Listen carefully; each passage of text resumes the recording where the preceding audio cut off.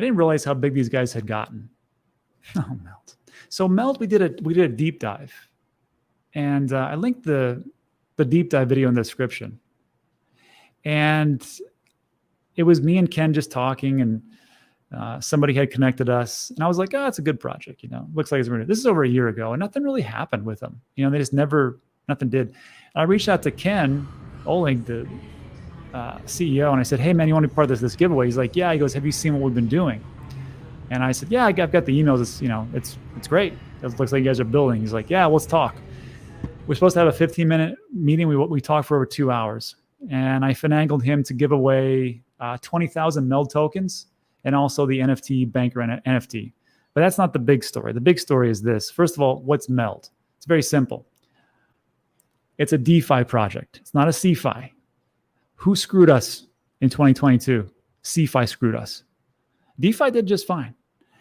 So it's a DeFi protocol for loans. Get your cash, earn yields on your crypto while it's in there to pay off the loan.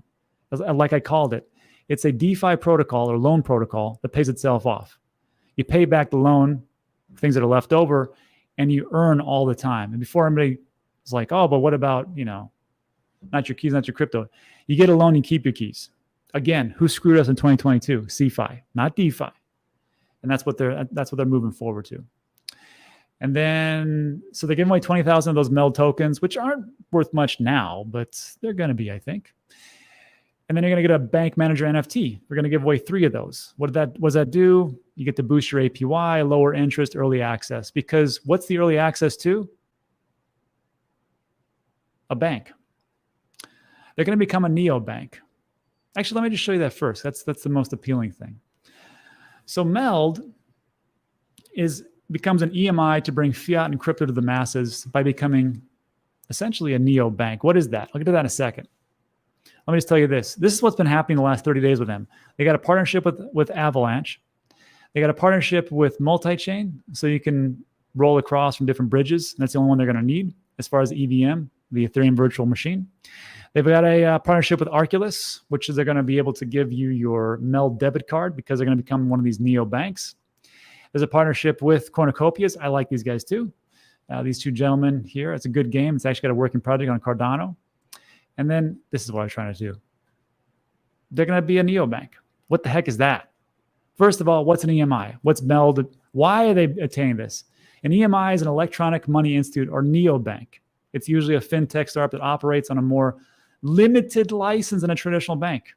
So it's not really a bank traditionally wise, but how is it different? It's a great question. Here's how it's different. You ever heard of fractional reserve banking? I bet you have, especially if you're in crypto.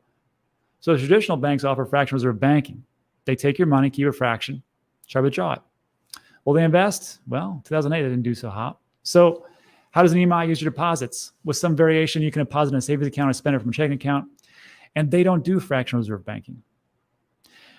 The key is that depositors are often backed by a full reserve.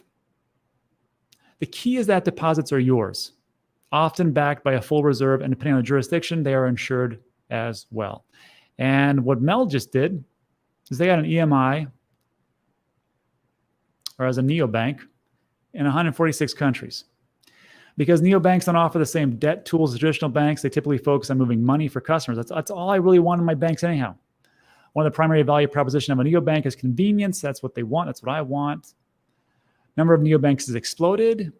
And here's just a few, like Chime. And Chime, you can see, is this. This is a neobank, essentially. It's not a physical location. Those are dying anyhow. All they do is they store your money and they move it around.